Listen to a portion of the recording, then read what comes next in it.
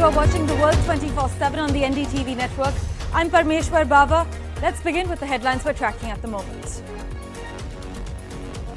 India summons the Canadian Deputy High Commissioner with regard to the raising of separatist slogans on Khalistan at an event which was being personally addressed by the Canadian Prime Minister Justin Trudeau. The United States and the United Kingdom have urged Hamas to accept an Israeli proposal for a truce in the Gaza war and the release of some hostages. Meanwhile, pro-Palestinian protests have spread on campuses from the United States to the United Kingdom and France, showing solidarity with Palestinians and demanding action over Israel's bombardment of Gaza.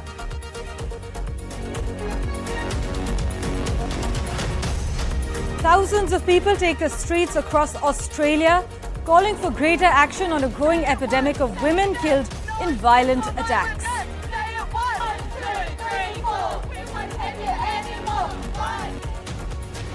Sri Lanka travel will cost halve now as ferry services are expected to resume from the 13th of May. The travel between our countries is expected to cost close to 50% less than the airfare.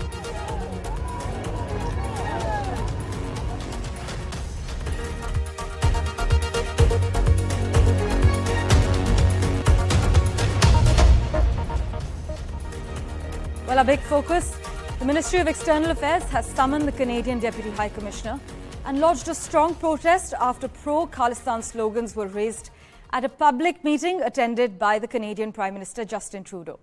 Now, at this event attended by Mr. Trudeau, he was heard saying that the Canadian government will support the right to religion of the Sikh community in his country without discrimination. The government of India's deep concern and strong protest was conveyed at such disturbing actions being allowed to continue unchecked at the event. This is what the MEA has said, adding that this illustrates once again the political space that has been given in Canada to separatism, extremism and violence. Maha Siddiqui is in Vancouver. She joins us with further details. After a brief period of quiet between India and Canada, the issue of Khalistan has once again resurfaced in the public discourse between the two countries. The Ministry of External Affairs summoned the Canadian Deputy High Commissioner to lodge a protest over the raising of pro-Khalistan slogans in the presence of Prime Minister Justin Trudeau at a Khalsa Day event in Toronto. The Ministry of External Affairs said that it was concerned over such moves going unchecked and that it provided evidence once again to the kind of political space that has been provided to violence, extremism and separatism. Last year at a parade in Canada, a float depicting Indira Gandhi's assassination was also included. Now, the issue of Khalistan has been a sore point, a point of friction between the Trudeau government and the Modi government for over 6 years now. India says that Canada has not done enough to clamp down on Khalistani extremists. In fact, it believes that because there is a sizable number of Sikh population in some ridings or constituencies in Canada and that it is of political importance to the Trudeau government and Trudeau's party, therefore it doesn't act against the extremism. On the other hand, the Canadian side believes that there are two sets of Khalistanis, one which are the activists and who they believe have the right to express their views. On the other side, there are those who are extremists against whom they are willing to take action while they keep an eye on the activists, that is the Khalistani activists. But India believes that not much has been done in this context. Also because there have been slogans that have been violent in nature. There have been posters that have been put up that clearly had called for violent acts against some of the Indian diplomats that had created grave friction last year, to which Canada had responded by saying that it will act and provide safety to the Indian diplomats, and such incidents or such posters or threats to diplomats is something that is unacceptable to it. But the issue took a different turn last year itself when the Prime Minister, that is Justin Trudeau, got up in parliament and made an allegation against India for having had a hand in the killing of a Khalistani extremist, Hardeep Singh Nijjar, who was killed in Surrey in British Columbia in June last year. This resulted in a major friction between the two sides, with the Canadian side expelling an Indian diplomat, and then in a tit-for-tat, India expelling one diplomat, after which India revoked the diplomatic immunity of 41 other diplomats on the Canadian side, who then later returned to Canada. Well, as my colleague Maha Siddiqui is reporting, the MEA in a press release has cautioned that their continued expressions not only impact India-Canada relations, but also encourage a climate of violence and criminality in Canada to the detriment of its own citizens. Now, joining us for further clarity into the matter, former diplomat Prabhu Dayal. Thank you so much, sir, for making time for us. Sir, India has cautioned that this illustrates once again the political space that has been given in Canada to separatism, extremism, and violence. Well, first of all, thanks for having me on your show. Canada has become a hotbed for anti-India activities by extremist Sikhs who are funded by Pakistan's intelligence service, the ISI. Now, these extremist Sikhs are openly calling for the breakup of India and the creation of Khalistan. They have in the past attacked the Indian High Commission in Ottawa, and they have also put up posters calling for the assassination of Indian diplomats, including the Indian High Commissioner in Canada. Moreover, as we know, these extremists have also issued threats to the Hindu community in Canada. Now, Justin Trudeau's government has allowed all these anti-India activities to be carried out by the Khalistan supporters because he is indulging in vote bank politics. You know, Justin Trudeau heads a minority government. He has 160 seats in the Canadian Parliament, while he needs 170 at least. So he needs outside support. And he has got this support from the anti-India, pro-Khalistan activist Jagmeet Singh Dhaliwal, whose party, the New Democratic Party, has 25 seats. So the actions of the pro-Khalistan elements have started to impact India-Canada relations. And they are also encouraging a climate of violence and criminality in Canada to the detriment of its own citizens. It is in this background that we should see these recent events. Yesterday, India summoned the Canadian Deputy High Commissioner to convey strong objections to the chanting of pro-Khalistan slogans at an event in Toronto, which was attended by Prime Minister Justin Trudeau. Now, the slogan chanting at the gathering was really disturbing, and it showcased the ongoing atmosphere of anti-India separatism, extremism, and violence within Canada's political space.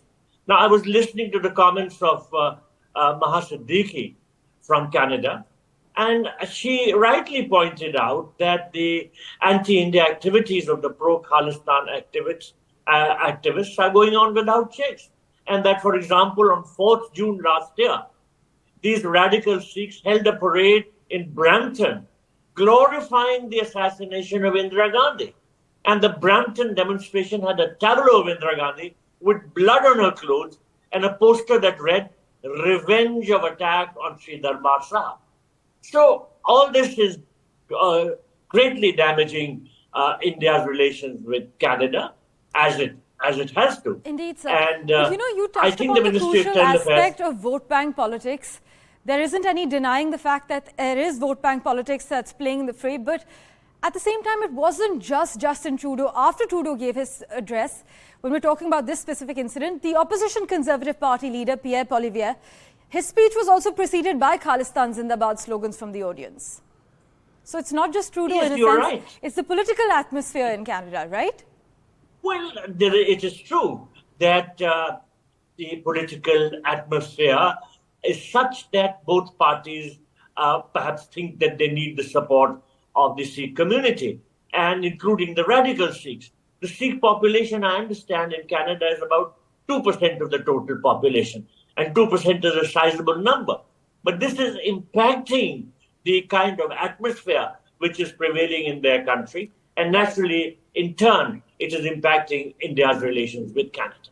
Right. Also, sir, in the past, we've seen India has urged Canada to reduce the scale of its diplomatic presence within India. In such a case, is India likely to ask Canada to further downsize its presence here?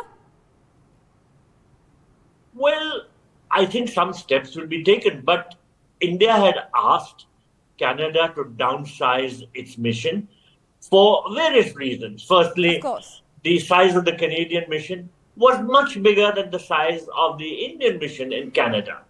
Then again, we had clear indications that a lot of the diplomats in the Canadian High Commission here in India were indulging in anti-India activities. They were in touch with the pro-Khalistan elements, and they were trying to foster a very negative sort of activity. So it had become necessary to ask Canada to downsize its mission. Now, if the relations worsen, then perhaps there could be some more steps taken to check things, because our fear is that Canada is playing a mischievous role in regard to our bilateral relations. Well, India asserts that disturbing actions went unchecked as far as this event is concerned. Thank you so much, Mr. Dayal, for joining us, as always, and making time for us on the World 24/7. Thank you. Well, the US Secretary of State has said that the only thing standing between the people of Gaza and a ceasefire is Hamas, ahead of what are seen as last chance talks to salvage a diplomatic solution before a threatened Israeli ground invasion in Rafah. Speaking at a World Economic Forum meeting in Saudi Arabia, Antony Blinken said Hamas has before it a proposal that is extraordinarily generous on the part of Israel. These are the words of Mr. Blinken. They have to decide, and they have to decide quickly. I'm hopeful they will make the right decision. This is what he has said. Meanwhile, the UK Foreign Secretary David Cameron told the same gathering that Hamas should accept the deal for a sustained 40-day ceasefire. As you know, international actors have renewed efforts to broker a ceasefire in the nearly 7-month-old war in recent days. Israel's mounting preparations for a ground operation in Rafah, where more than half of Gaza's 2.3 million population has sought shelter from the fighting elsewhere, mean that this week's talks in Cairo may be the last opportunity for negotiations to free Israeli hostages and pause or end the war. Here's what the White House press secretary had to say. In recent days, there has been new progress in talks, and currently the onus is indeed on Hamas. There is a deal on the table, and they need to take it. We believe that all efforts need to be brought to bear to convince Hamas to accept the proposal immediately. It is a priority to get those hostages home. It is a priority to get to a ceasefire, and is obviously a priority to get that all-important humanitarian aid into Gaza. Meanwhile, Israel is greatly concerned that the International Criminal Court may issue arrest warrants for Prime Minister Netanyahu, the defense minister, and senior military officials as early as this week. The court launched an investigation 3 years ago into possible war crimes committed by both Israel and Palestinian militants, going back to the Israel-Hamas war in 2014. It has given no public indication that the arrest warrants are imminent, and it was not clear whether Israel was also expecting arrest warrants for any Hamas leaders.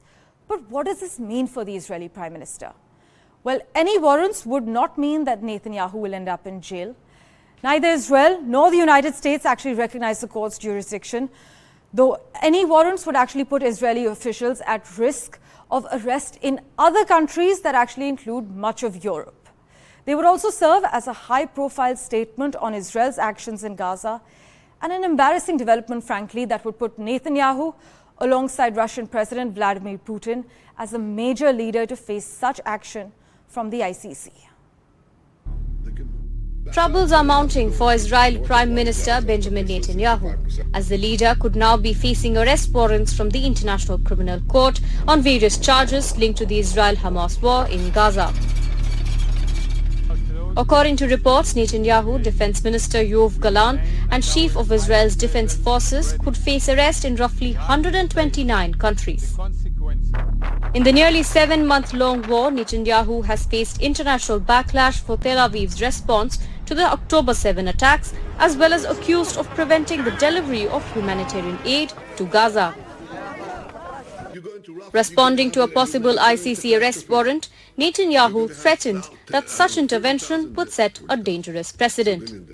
Taking to X, Netanyahu rebuked, "Under my leadership, Israel will never accept any attempt by the ICC to undermine its inherent right of self-defense. While the ICC will not affect Israel's actions, it would set a dangerous precedent that threatens the soldiers and officials of all democracies fighting savage terrorism and wanton aggression." Speculation over his arrest comes days after Netanyahu set a date for a military offensive into Rafah in southern Gaza, the last space of refuge for over a million Palestinians remaining in the Gaza Strip, with tent camps set up in Khan Yunis. An impending IDF operation into Rafah has garnered immense global criticism. Even at home, Netanyahu continues to face public dissatisfaction over his inaction to bring back the 133 hostages that remain in Hamas's captivity after more than 200 days since the war first erupted, with many protesters continuing to demand for his resignation. NDTV Bureau Report. Well, this as the United States found 5 units of Israel's security forces responsible for gross violations of human rights. The first time Washington has reached such a conclusion about Israeli forces. This is what the State Department has said, though it has not barred any of the units from receiving US military assistance. That's crucial to note. Israel has conducted remediation in the cases of 4 of the units in compliance with US law prohibiting military assistance to security force units that commit such abuses and have not been brought to justice, State Department Deputy Spokesperson Vedant Patel told reporters. The incidents in question took place outside of Gaza before this war broke out between Israel and Hamas in October. This is what Mr. Patel has said. Listen in. After a careful process, we found 5 Israeli units responsible for individual incidents of gross violations of human rights. All of these were incidents much before October 7th, and none took place in Gaza. 4 of these units have effectively remediated these violations, which is what we expect partners to do. And protests in US campuses have ballooned, spreading to Europe and Australia now. They come just as the world appeared to have got used to the strikes on Palestine and now appear to signal a significant shift in how we accustom ourselves to wars. Students have called to divest from weapon manufacturers who benefit Israel, and an overhaul of Joe Biden's policies with Israel at a time when polls spell a lack of enthusiasm for the sitting president and his opponent too, by the way. Meanwhile, university authorities have escalated pressure, invited law enforcement officials inside, prompted them to arrest students. Ad hoc assured the US Congress that professors supporting them will be removed, and turned campus spaces against the very students they are supposed to hold. Videos that you see on your screens of extraordinary violence by US police officers against students and teachers have flooded social media, as have those showing aged professors standing guard.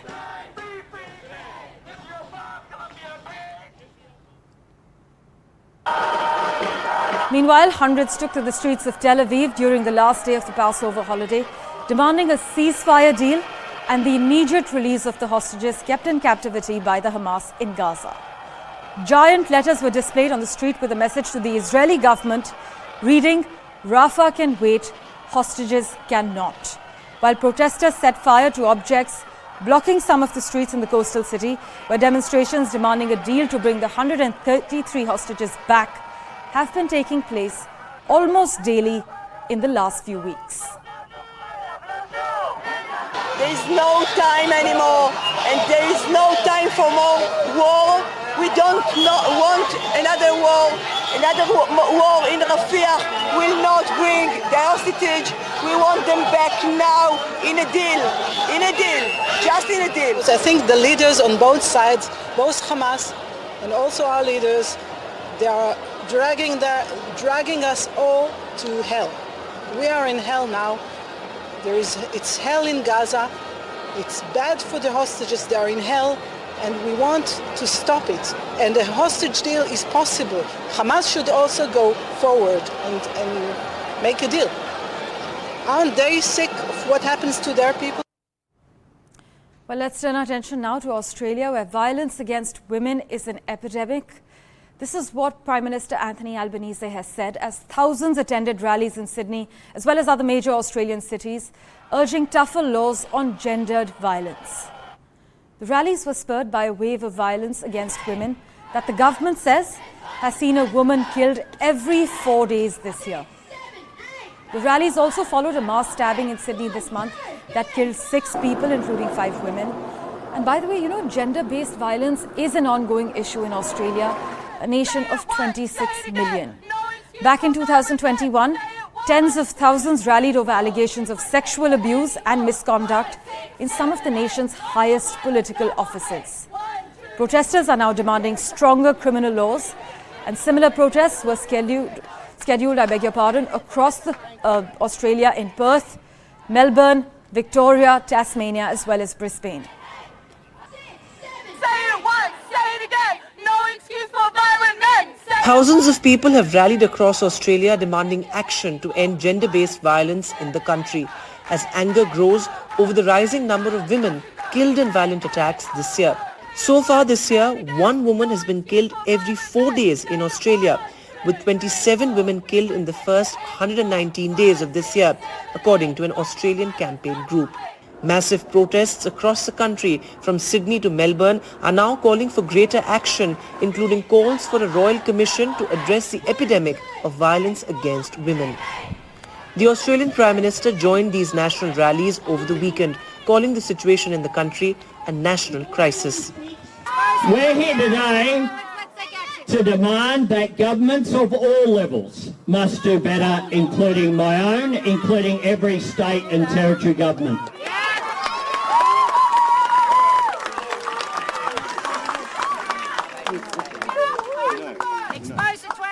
We're here as well to say that society and Australia must do better. We need to change the culture, we need to change attitudes. We need to change the legal system. We need to change the approach by all governments. Because it's not enough to support victims. We need to focus on the perpetrators and focus on prevention.